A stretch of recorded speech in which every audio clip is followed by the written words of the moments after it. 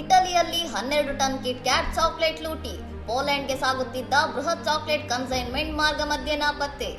Nestle ಕಂಪನಿಗೆ ಸೇರಿದ ಈ ಬೃಹತ್ ಪ್ರಮಾಣದ ಚಾಕ್ಲೇಟುಗಳನ್ನು ಮಧ್ಯ ಇಟಲಿಯ ಕಾರ್ಖಾನೆಯಿಂದ ಪೋಲೆಂಡ್ಗೆ ಸಾಗಿಸುತ್ತಿದ್ದಾಗ ಕಳ್ಳರು ತಮ್ಮ ಕೈಚಳಕ ತೋರಿಸಿದ್ದಾರೆ.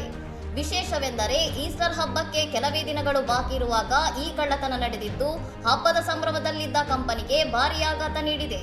ಈ ಘಟನೆಯನ್ನು ನೆಸ್ಲೆ ಕಂಪನಿಯ ವಕ್ತಾರರು ಅಧಿಕೃತವಾಗಿ ದೃಢಪಡಿಸಿದ್ದು, ಸ್ಥಳೀಯ ಪೊಲೀಸರ ನೆರವಿನೊಂದಿಗೆ ಕದ್ದ ಮಾಲಿಗಾಗಿ ಹುಡುಕಾಟ ನಡೆಸಲಾಗುತ್ತಿದೆ.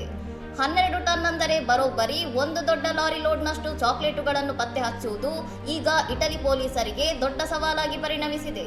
ಸಾಮಾಜಿಕ ಜಾಲತಾಣಗಳಲ್ಲಿ ಈ ಸುದ್ದಿ ಭಾರೀ ವೈರಲ್ ಆಗಿದ್ದು, ಹಬ್ಬದ ಮುನ್ನವೇ ಕಳ್ಳರಿಗೆ ಚಾಕ್ಲೇಟ್ ಹಣ್ಣು ಸಿಕ್ಕಿದೆ ಎಂದು ನೆಟ್ಟಿಗರು ವಿಧ ವಿಧದ ಮೀಮ್ಗಳನ್ನು ಹಂಚಿಕೊಳ್ಳುತ್ತಿದ್ದಾರೆ.